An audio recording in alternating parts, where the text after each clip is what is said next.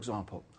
Imagine that the Nazis had succeeded in taking over the whole world, and the whole of humanity had been indoctrinated that it was a very good thing and a noble thing to kill every single Jew. By the way, just as a side point, I always find it strange that some Muslims seem to get caught up in this, there weren't really 6 million Jews killed. Or, I don't really understand that. 2 million, 6 million, what's the point? I mean, slaughtering human beings en masse is a terrible thing, whatever the number is, number one. Number two, what? You think Europeans aren't capable of slaughtering people en masse? Actually, they're very good at it. They have a nasty propensity in their history for doing it. It's the facts. And just to remind everyone that number 2 on Hitler's list of inferior races after the Jews was indeed the Arabs. Just to remind you of that. So anyway, imagine the Nazis took over the world and they persuaded everybody that it was a good idea to kill all Jews.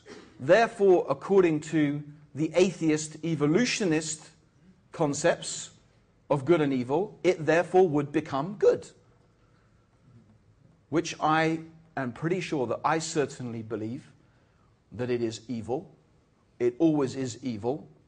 Irrespective of how many human beings may consider it to be good, it is evil to try and wipe out a race of human beings based upon some racial prejudice.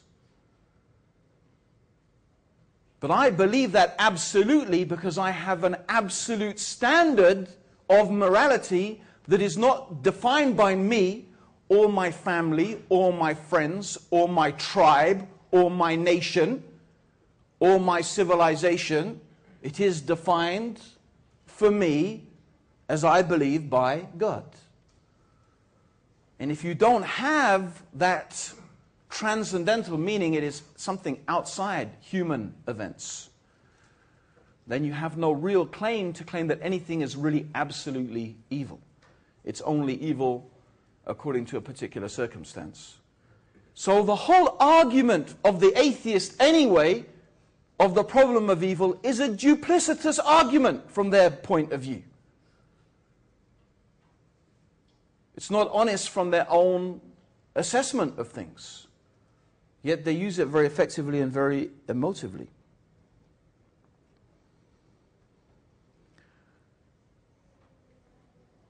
There are lots of issues surrounding the problem of evil, and there are many problems defining what is evil, even if you don't believe in God.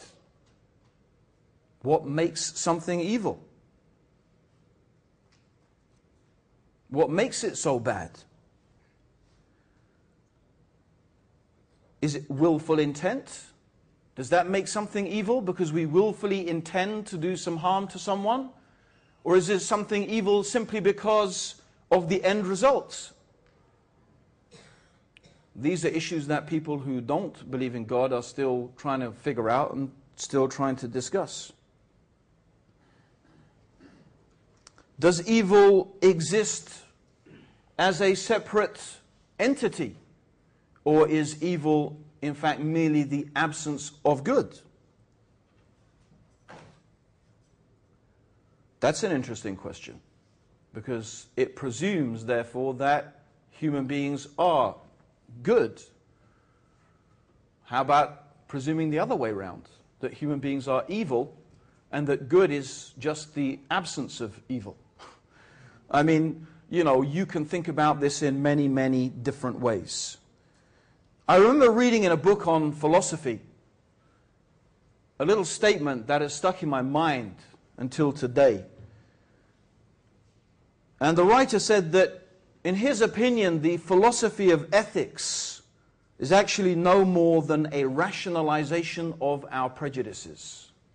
The philosophy of ethics is really no more than a rationalization of our prejudices. And actually what is really scary is how easy it is to rationalize our prejudices. It's very easy to rationalize one's evil. I mean, we go back to our example of, Nazi Germany and Hitler exterminating Jews. And it wasn't just some random thing. Of course, he had a whole process of rationalization for that. What the Jews had done, how they, according to him, were sucking the nation dry, they were, and so on and so forth, and the harm that they caused, and, and he brung historical arguments, economic arguments. These are all rationalizations of his prejudice. And it's actually very easy, and I'm sure every single one of us, sadly, do this all the time. We rationalize our evil. We try and explain it away. We try and make it out as if the bad things that we are doing are really not so bad after all because of A, B, C, D, whatever. These are our rationalizations.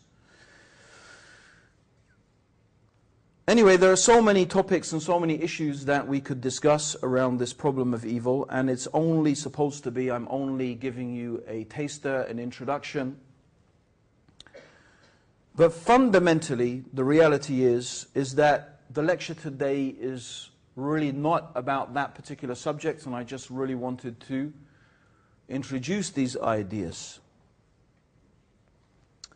What I want to go back to is my premise. My premise is that there is a God, that this universe does have a creator.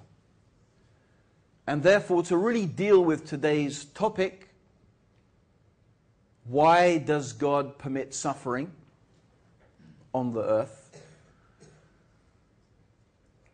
The reality is the only way that we could have certainty in respect to the answer to this question is if God tells us. That's the only way we could know. Because the reality is human reason has limitations, quite severe limitations. And I would just like to demonstrate the severe limitations of human reason. Can anyone tell me what is behind that door over there? Can anyone tell me? There's no one in this whole room that can tell me what is behind that door? How many, hands up, university students, please. Hands up, university students. And I guess this is a medical school, so I don't know how many of you. If you're a medic, can you put your hand up as well? Keep your hand up. Yeah, still a few of you. I mean, 7 years you're going to be studying, and, our lives are going to be in your hands. Please tell me what's behind the door. I'm scared now. Well, I'm not really, but, I mean, I can't expect you to know. If someone actually worked here, and do you know what's behind the door? Really? Air?